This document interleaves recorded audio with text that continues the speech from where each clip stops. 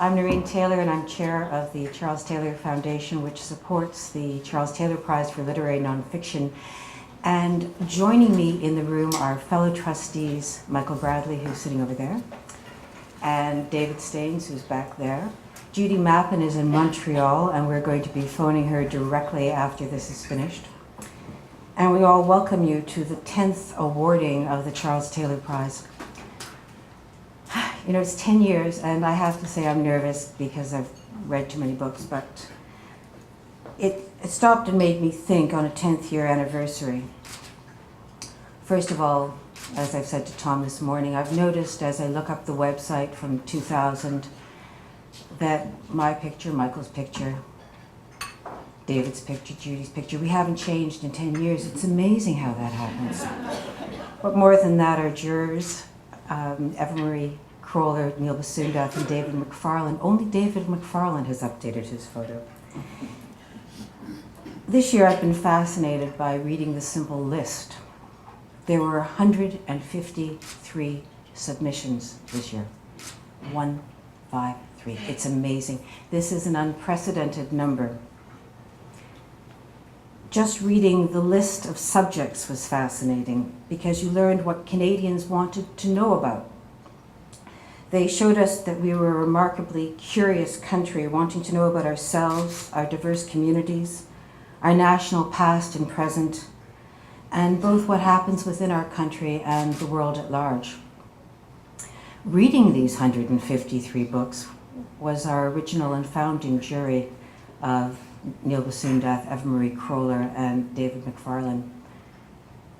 They were sent in by 44 publishers, both large and small publishing companies, and representing from one province to the other province on the other side of the country. It was truly a national submission. As trustees, we were brilliant, and we thought it would be great to have the original and founding jury read this year, representing our 10th year. They'd be able to to tell us what had happened after we had shined a light on quality literary nonfiction. I don't think when they all agreed to do this that they realized the explosion that had taken place both in quantity and quality of the books. I don't think anybody expected 153. So David, I'd like to thank you representing the jury for taking the time to read each and every book and give each and every author, including former finalists and former winners, your full and complete consideration. I'm more than anxious to find out what's on this list. I've been beside myself for about a week now.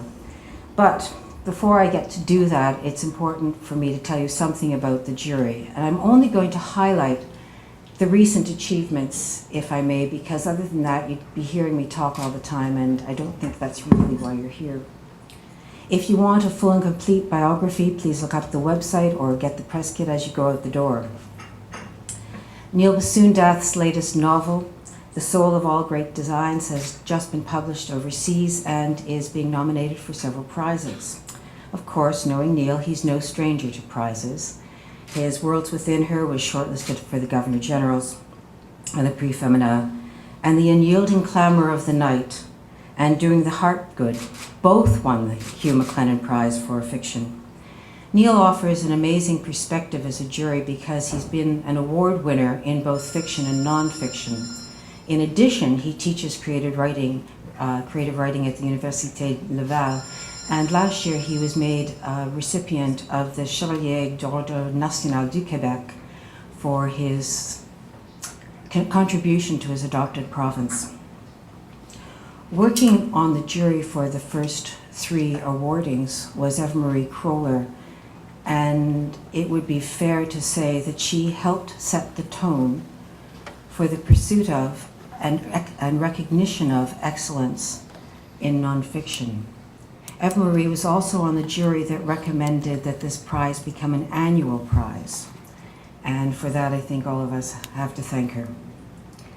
Eva-Marie, like Neil, has influenced thousands of readers into appreciating and understanding Canadian literature through her teaching at UBC and also through her writing and editing most importantly, the Cambridge Companion to Canadian Literature. Lastly, it's my pleasure to introduce David McFarlane, who will take the microphone away from me. And if the field of literary nonfiction is vast and varied, then we have found our perfect reader. David's accomplishments are widely heralded and numerous and far-ranging. He writes about a staggering variety of subjects in a staggering wealth of vehicles. Always engaged and engaging, David is well known to his readers of the well-loved Danger Tree, for the Giller-nominated novel Summer Gone. He's written countless articles in magazines and newspapers. But I don't know whether you know this, he's also well-loved by theater audiences and by opera fans. In a branch of writing that covers fields like art history, war history, social history, political history, personal history, religions, marriage, memoirs, biography, and surprisingly, a continuing love of food, drink, and travel. I can't think of any more well-suited juror to read than David. David? When I started out in this nutty business 1,000 years ago, I was invited to attend my first National Magazine Award. And at that award, Charles Taylor won for an amazing article he wrote in Weekend magazine about China. Weekend sent Charles and Adrian Clarkson back to China to write the entire magazine consisted of two articles. Between the time that the article was published and the magazine awards, typically enough for Canada, Weekend magazine folded. Charles was not pleased by this. So I attended my first magazine awards, wide-eyed, and when Charles got up to give his acceptance speech for winning the Gold Award, his speech was blunt, angry, funny, defiant, proud. It was one of the most astonishing moments I've ever witnessed. He literally stunned the audience. He spoke directly to the advertisers and publishers who were present about what a crime it was that yet another magazine had gone down the drain. And I sat there thinking, whoa, man, this is quite a business. And that speech came to mind when along with my fellow jurors, we were going through the 153 books that were submitted to this. And as the field narrowed, those words came to mind again, that the books we were reading were by turns funny, bold, angry, informative, extraordinary in their articulation of a wide variety of subjects. And so Charles kind of haunted me as I was reading that list. Haunted me with the notion that all writers are aware of, that a great deal of blood, sweat, toil, and tears had gone into every one of these books. And I think that it's a great idea to have writers on juries because we know how important these awards are, and we know how much work goes into producing every one of these books. The list, as Noreen said, the volume was daunting at the outset. Fairly quickly, though, the bar was established, and once the bar was established, the volume of reading turned into the pleasure of reading, and as the field got narrower and narrower, it became more and more about simply the pleasure of reading, which I think in the end is what it's all about. I want to say something before I announce the shortlist to the publishers, but most specifically to the writers who are going to be disappointed by what I'm about to announce. This was not an easy process, even though the list of submitted titles was very long.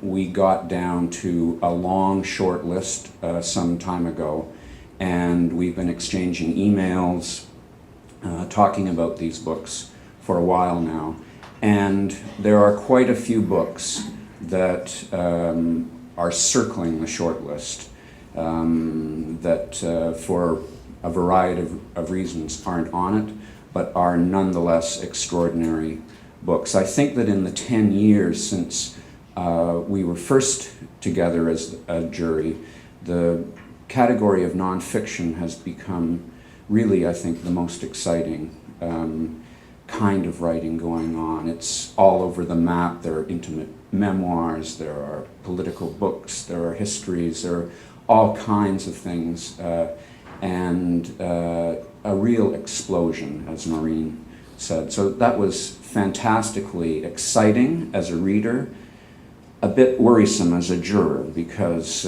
we had to get down to a short list, and that wasn't easy. So I just want to make that point, that there are a number of books that came very, very close to being on the short list.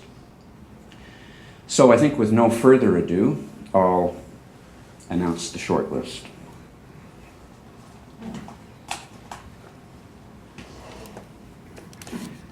The jury's first selection is On the Farm, Robert William Picton and the Tragic Story of Vancouver's Missing Women, by Stevie Cameron, published by Alfred A. Knopf, Canada.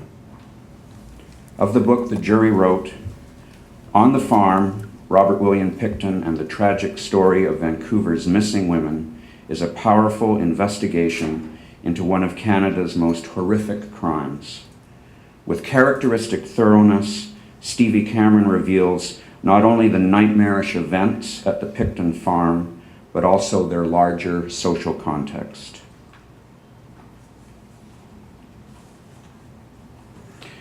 Charles Foran for Mordecai, The Life and Times, published by Alfred A. Knopf, Canada.